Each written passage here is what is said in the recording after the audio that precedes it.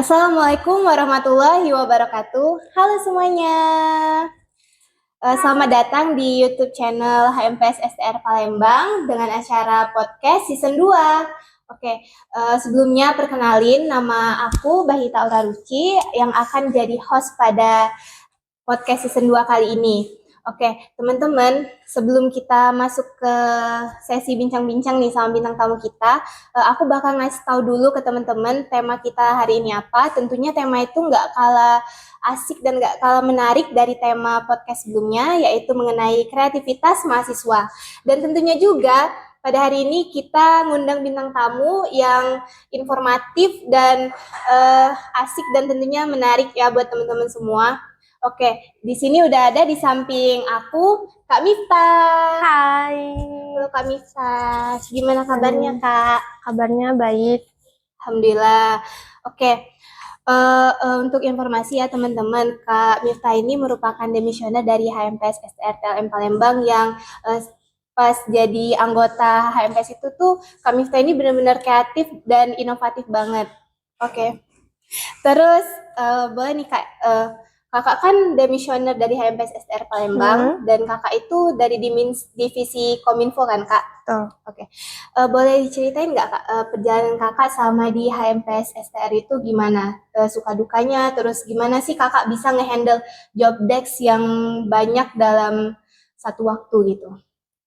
Oke, jadi pertama, terima kasih untuk Bahita udah membawa acaranya. Terus makasih juga untuk HMPS udah mengundang kakak nih ke podcast season 2 dengan tema kreativitas mahasiswa. Oke, untuk menjawab pertanyaan dari Bahita tadi, gimana sih perjalanan kakak di Kominfo sama gimana nih cara menghandle banyaknya job desk di Kominfo. Oke, yang pertama mungkin untuk menghandle job desk nih, kita kan di Kominfo itu punya beberapa orang ya. Jadi maksudnya punya beberapa anggota nih, kakak dan partner-partner lain kan. Terus ini untuk menghandlenya itu kita biasanya untuk bagi-bagi job desk. Jadi siapa yang harus handle email, handle Instagram, atau untuk videografer, fotografer, dan juga untuk apa ya, pokoknya job desk lainnya untuk ngeposting gitu kan, untuk ngedit sebagainya itu biasanya kita bagi-bagi. Jadi misalnya kakak itu ada di handle email, terus partner lain itu ada di handle Instagram gitu. Jadi itu nggak semuanya Kakak Nggak yang ngehandle semuanya. ya? Kalau misalkan kita kakak sendiri nih, kayaknya tuh bakal susah ya, karena kan Betul-betul. job desk-nya banyak nih di Kominfo gitu. Oke.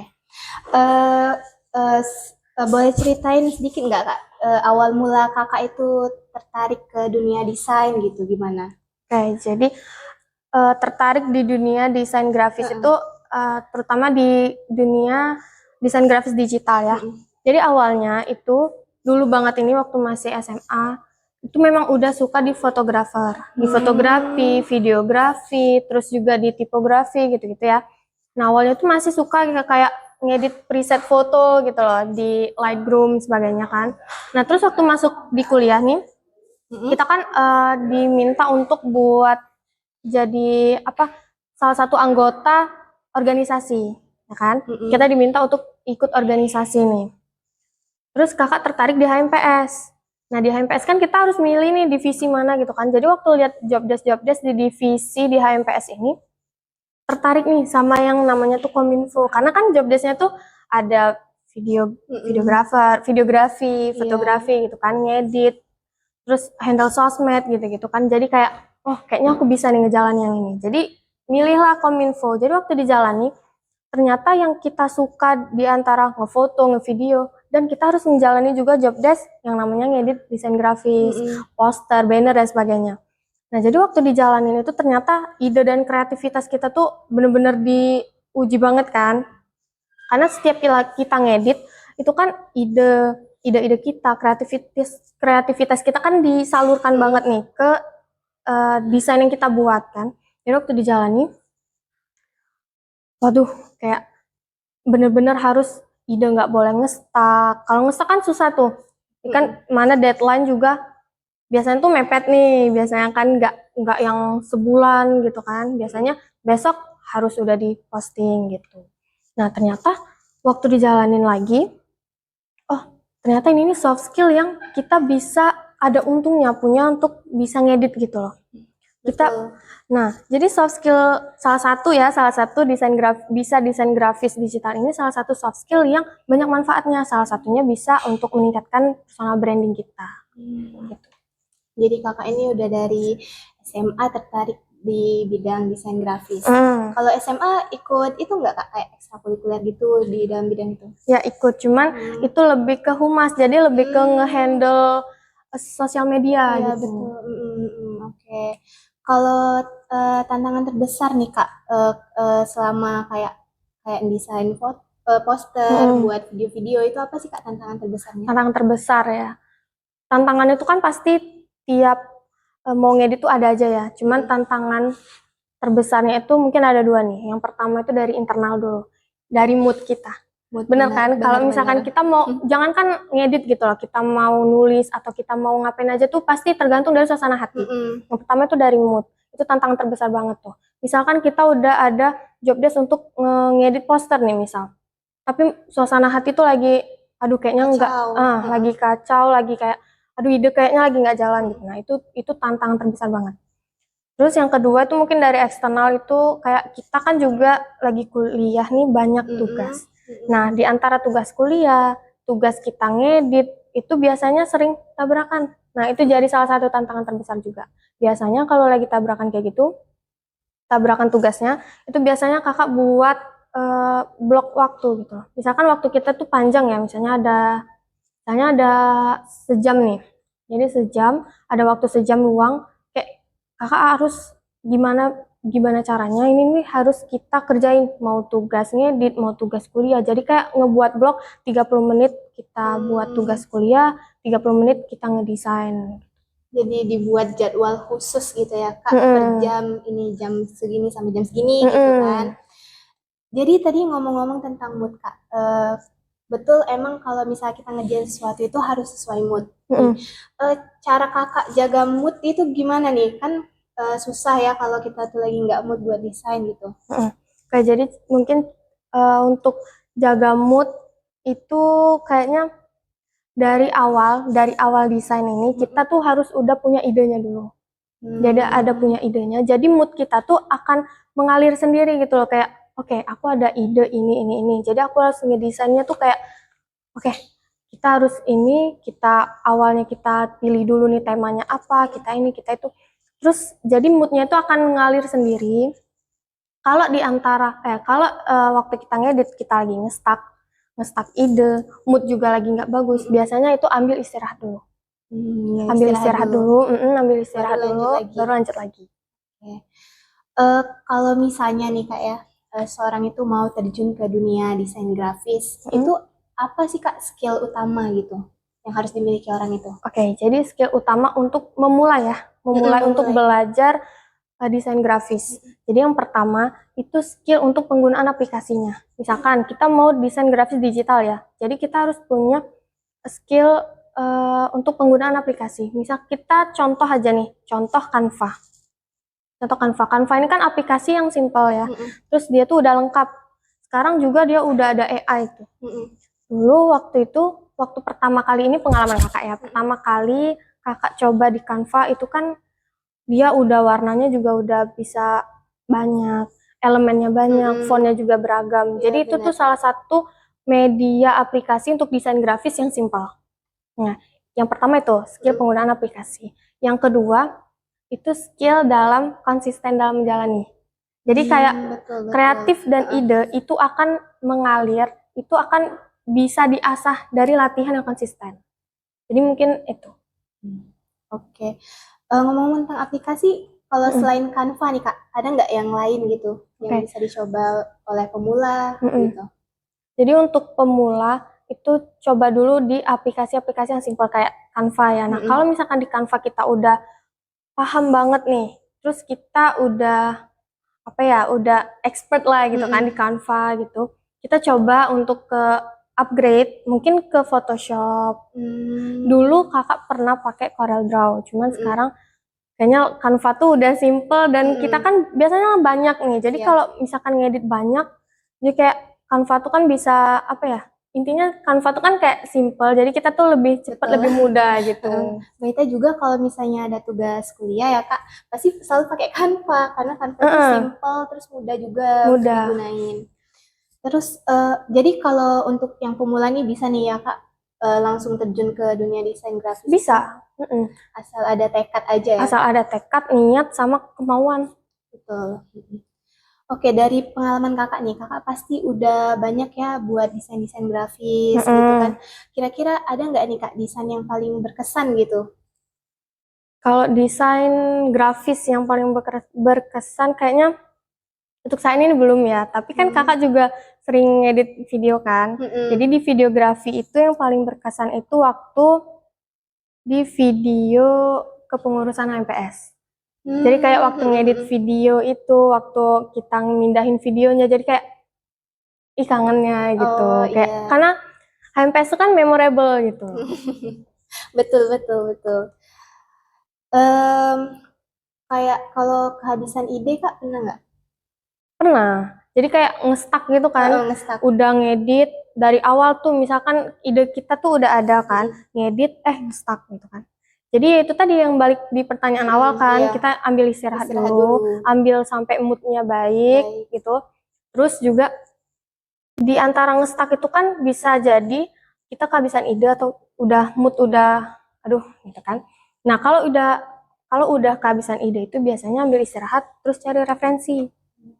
Nah, jadi kalau kita cari referensi, kita akan ngebuka lagi ide-ide baru, ngelihat referensi. Jadi punya ide baru, kalau udah punya ide baru itu baru dilanjutin lagi ngeditnya gitu. Kalau referensi biasanya kakak ngambil di mana kak referensi? Referensi untuk ngedit ya, banyak kok dari Canva tuh juga banyak loh referensi Canva, referensi dari Pinterest, sama dari Instagram. Cuman kalau dari Instagram itu biasanya kakak carinya keyword pakai hashtag. Jadi, jadi langsung muncul semua gitu. Betul. Kalau misalnya dalam dunia desain, pastinya Kak Mifta ini sering kan Kak ikut lomba-lomba. Kalau untuk sekarang nih Kak yang lagi Kak Mifta ini kan sibuk ya sekarang ya. Skripsi. Semoga lancar ya Kak. Amin. Ada niatan nggak Kak untuk sekarang untuk ikut lomba gitu? Untuk ikut lomba desain grafis untuk sekarang kayaknya belum. Cuman mungkin nanti ya mau lihat-lihat lagi lomba-lomba. Untuk sekarang lagi pengen coba ikut kepenulisan lagi. Kepenulisan untuk buku diterbit. Betul. Oke. Selama kakak ngedesain nih, ada nggak sih kak ciri khas tersendiri di desain grafis kakak? Kayak yang buat orang tuh mikir setiap melihat desain itu tuh, oh ini pasti buatannya Kak Mifta gitu. Jadi style tersendiri dalam desain grafis ya. Kakak itu lebih suka kalau ngedesain itu dengan tema-tema yang cute, kayak lucu-lucu, banyak gambar, banyak elemen, terus colorful, dan tipografi juga. Jadi kakak sering nggak kolaborasi gitu sama orang-orang lain? Kolaborasi dalam Kominfo dan juga desain lainnya ya. Iya. Kalau Kominfo ya tuh udah pasti kolaborasi kita kan. Betul. Terus kalau misalkan kayak lomba gitu. Nah, lomba desain itu sebenarnya lebih enak di kolaborasi karena kan lomba anggaplah poster deh. Yang udah poster. Nah, kita ada misalkan kakak dan partner ya yang kita sering ikut lomba berdua, bertiga gitu. Kakak nanti cari materi untuk posternya, terus dia coba ngedit desainnya gitu. Jadi kolaborasi dalam desain grafis itu buat cepet selesai, yang pertama. Yang kedua karena ide kita tuh nyampur gitu loh. Kalau gitu, nyatu. Tuh. Jadi kayak dua ide jadiin satu, jadi satu desain gitu ya Kak. Jadi jarang ngestak. Gitu. Kalau di dalam desain grafis itu kayak poster Kak, apa sih yang biasanya membuat orang-orang itu tertarik kalau ngelihatnya kayak gitu? Kayak tertarik untuk ngebaca misalnya kayak poster yang informatif gitu. Nah, poster ini kan salah satu media informatif, alat komunikasi kan. Jadi ketika kita ngedesain itu cobalah untuk melihat bahwa kita nih sebagai pembaca, bukan sebagai pembuat, bukan sebagai pendesainnya. Jadi gimana caranya itu kita membuat karya kita itu menarik agar dilihat orang, agar karya kita tuh tersampaikan nih pesannya. Karena kan tadi poster informatif kan, berarti mengandung informasi di dalamnya. Nah, caranya gimana? Biasanya itu kalau kakak cari referensi, kakak juga tanya temen yang senang lomba juga kan, itu dari tema dulu. Dari tema, kesesuaian tema sama gambar yang kita pakai, teks yang kita pakai, tipografi yang kita pakai gitu. Iya, soalnya kan sekarang itu banyak banget ya Kak orang yang kalau misalnya informasi itu kurang baca gitu. Walaupun kan kalau di poster pasti udah disingkat-singkat ya Kak informasi yang penting. Tapi kalau kadang kalau nggak menarik, cuman kayak dilihat sekali lewat aja, udah gitu. Jadi informasinya nggak tersampaikan. Nggak tersampaikan. Jadi buatlah, satu lagi nih, buatlah poster itu sesuai target. Iya. Gitu. Contoh, misalkan kita buat target itu poster ini akan kita tampilkan ke anak-anak misalnya. Buatlah poster itu semenarik mungkin. Ada elemen gambarnya, ada elemen mungkin animasi kartunnya gitu kan. Jadi merekanya tertarik untuk membaca. Iya, betul sih Kak. Kalau misalnya kalau desain grafis itu, kalau Kakak lebih seneng ngedit video atau desain kayak poster gitu Kak? Untuk sekarang lagi seneng the video. Untuk sekarang, cuman dulu waktu di Kominfo kayaknya lebih seneng di desain grafis. Karena kan waktu di Kominfo itu desain grafis itu kan baru kan, baru maksudnya tuh dulu kan senengnya di fotografi nih, ngeditnya kan filter dan sebagainya. Nah ini tuh kita diharuskan untuk buat poster, buat banner gitu kan. Nah jadi lebih tertarik di sana. Kalau dulu, sekarang lagi seneng di videografi. Kalau pengen mencoba hal baru juga ya Kak?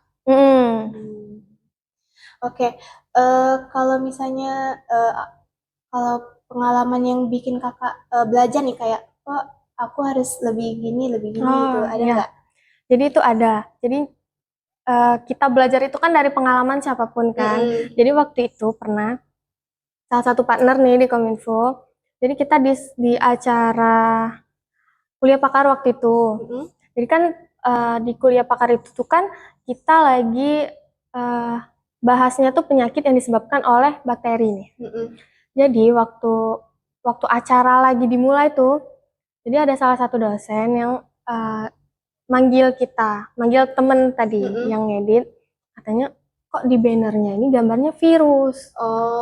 Gitu. Jadi dikomentarin. Jadi kan kita bahasnya tuh tentang bakteri. Kenapa tentang virus gitu loh. Jadi tuh hal-hal kecil gitu pun itu kalau jadi kan pesan ini kan gambar-gambar tadi kan tersampaikan kan berarti. Dan kita tuh dan oke, kita salah gitu loh. Memang kita salah kan. Jadi itu jadi salah satu pelajaran banget. Walaupun hal sekecil elemen gambar pun kalau tersampaikan nih, dilihat terus tersampaikan kan itu bisa jadi contoh tadi kesalahan gitu. Jadi mungkin jadi evaluasi juga ya Kak untuk jadi kita evaluasi. dan partner kita. Betul. Oke, kalau misalnya ngomong-ngomong tentang skill nih Kak, gimana sih Kakak tuh nge-upgrade skill? Kan tentunya kita itu awalnya dari pemula semua ya Kak.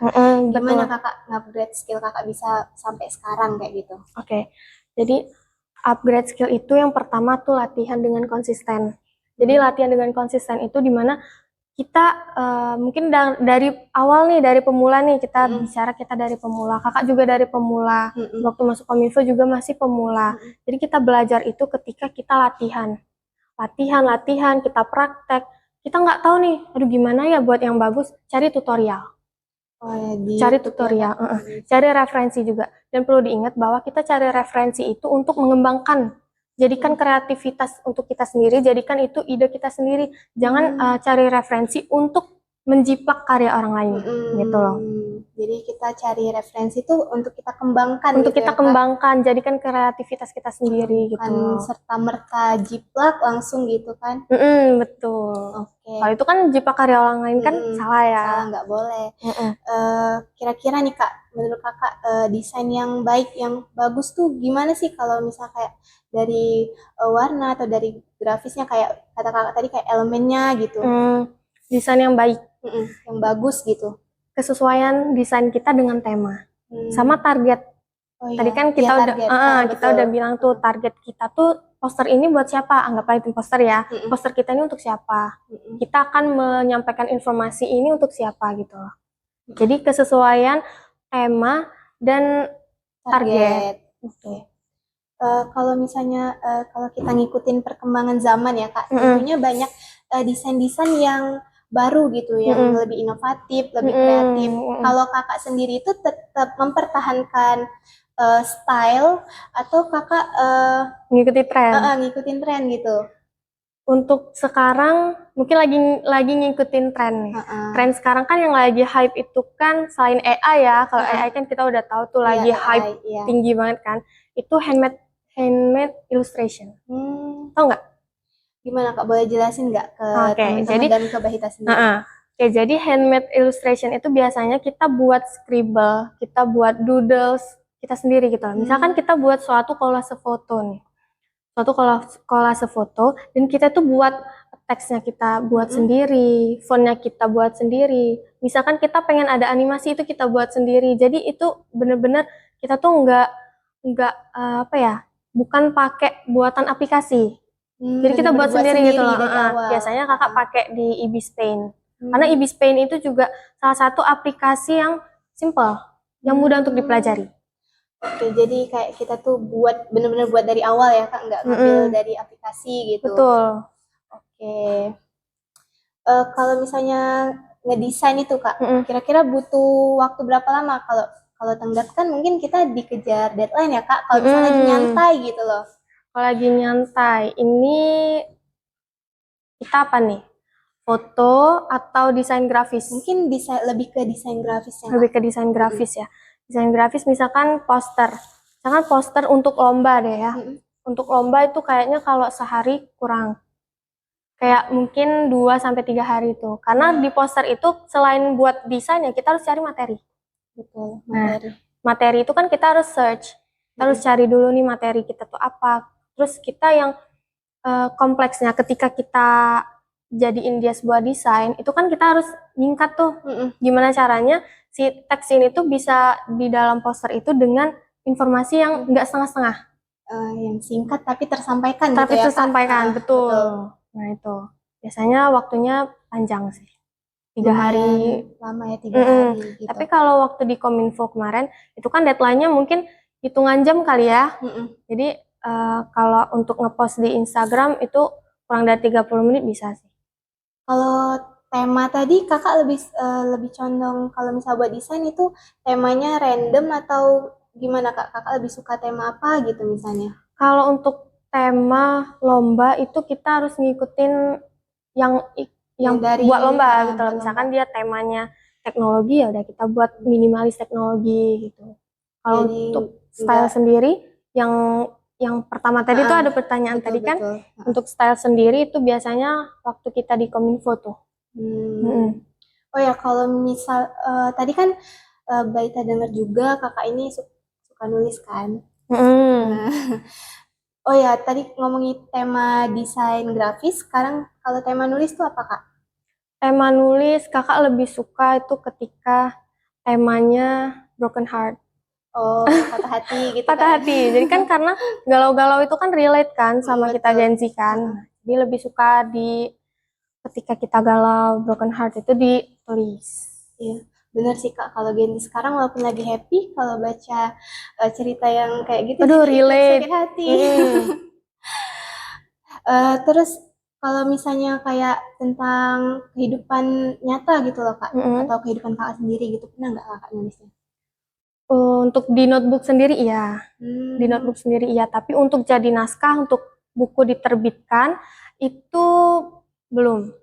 Jadi masih yang kayak novel-novel fiksi bukan gitu. Novel sih, lebih ke karya antologi fiksi aja.